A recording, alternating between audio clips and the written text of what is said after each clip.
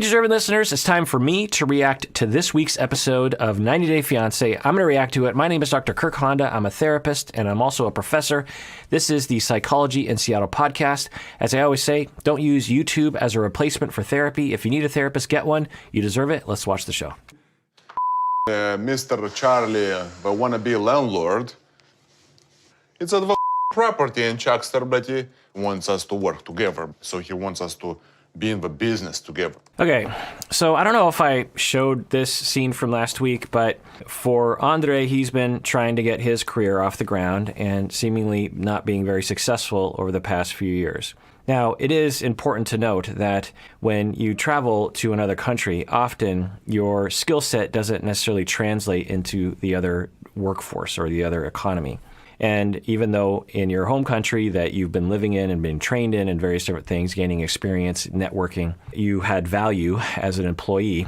When you move to another country, sometimes that doesn't translate well, and you can struggle finding a job. Also, there can be racism and xenophobia that can also contribute to having a harder time finding a job. When Andrei goes in for an interview with his accent, it might cause people to have their xenophobia kick in, and they might not want to hire him. I don't know, but it seems like another possible factor. There's also a language barrier possibility. I mean, he's pretty fluent, but some people might not want to get into that difficulty with him hiring him for certain kinds of jobs.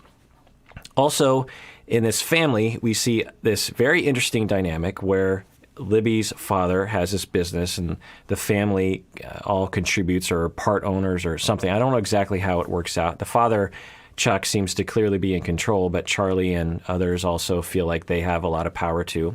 That's fine. And Andrei has been wanting to find a job. He doesn't seem to want to start at the bottom. He seems to want to start at the top, which I remember my grandfather, one of the best things he told me when I graduated with my bachelor's degree, and I had a similar mentality. I was just like, I'm having a hard time finding a job that I didn't want to start at the top, but I didn't want to start at the bottom. That's what I knew. I was like, I have a bachelor's degree. I don't want to start at the bottom. And my grandfather, who started at the bottom, he was a cement mixer. And then he worked his way up to, construction guy. And then he worked his way up to foreman. And then he worked his way up to contractor and then architect and then, business owner. And then he ended up building a lot of buildings in Spokane, Washington. And what he told me, and I looked up to him, I just thought, he's a successful business person. And one of the best things he told me at this critical point in my life when I was 22 and just like having a hard time reconciling with the fact that the sort of jobs that I would qualify for were, not very good jobs. He said, everyone starts at the bottom, and that's where you start, and you just work your way up, and you're no different from anyone else. I started at the bottom. I was a cement mixer, and I was like, oh, okay. Mentorship, you need that kind of help. And I don't know if Andrei has that. I don't know if he has that kind of help for him, his mentality. He might feel ashamed to start at the bottom because it really would do him a lot of good, I think, if he did start at the bottom of Chuck's business and really humble himself and work his way up at the top. And maybe after a few years, he's at the top, but he works his way up. I think that actually would help in this family. It seems that Charlie resents the fact that Andrei is just coming in off the street, seemingly, to his perception, and is starting at the top instead of working his way up. And Charlie keeps trying to push him down, and Chuck is kind of in the middle. Anyway, the other thing here is that Chuck or Charlie and Andrei have some kind of dynamic that is playing out.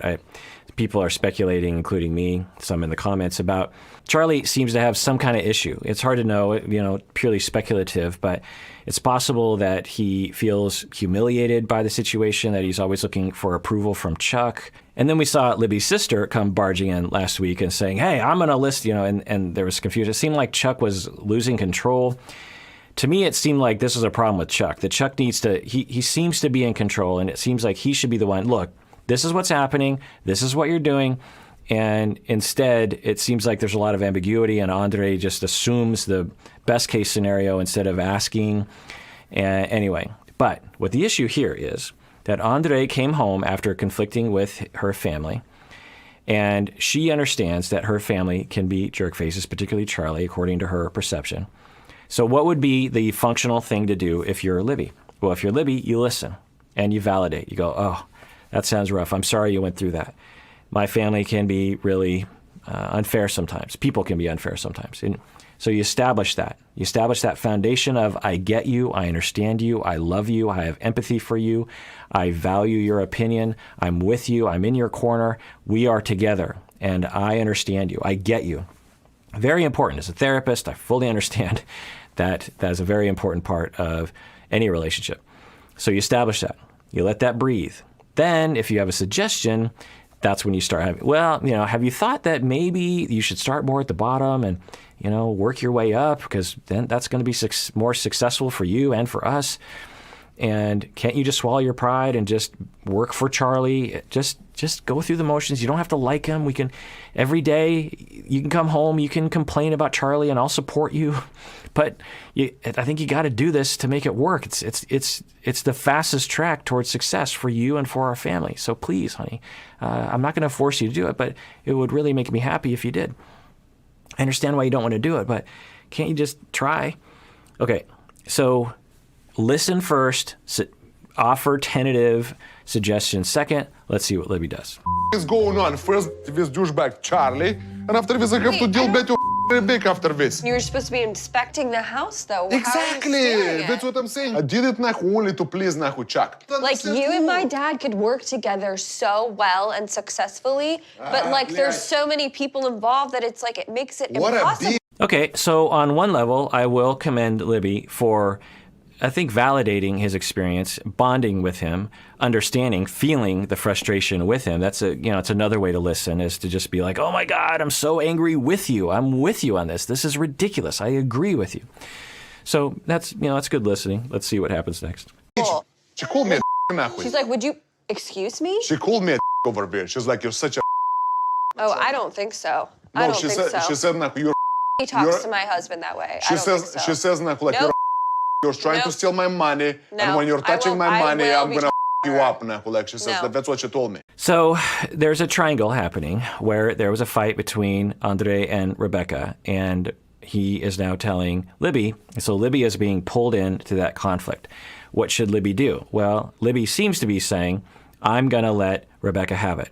Is that functional or not? Hard to know. Because on one level, if she goes to Rebecca and says, hey, I don't know what's going on, but please don't talk to my husband that way, because I don't want him, I want, all the reasons. Anyway, that's one way to do it. Would that work? I don't know.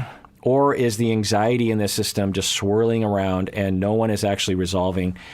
Because say that Libby does go to Rebecca and says, hey, don't do that. Will that resolve the conflict between Andrei and Rebecca? Probably not, right? That'll just cause more anxiety between Rebecca and Libby. What Libby could do in this situation is say, well, okay, I'm going to go to my sister, and so then Libby goes to the sister and says, hey, what happened? Let me help me to understand where you were coming from in that moment.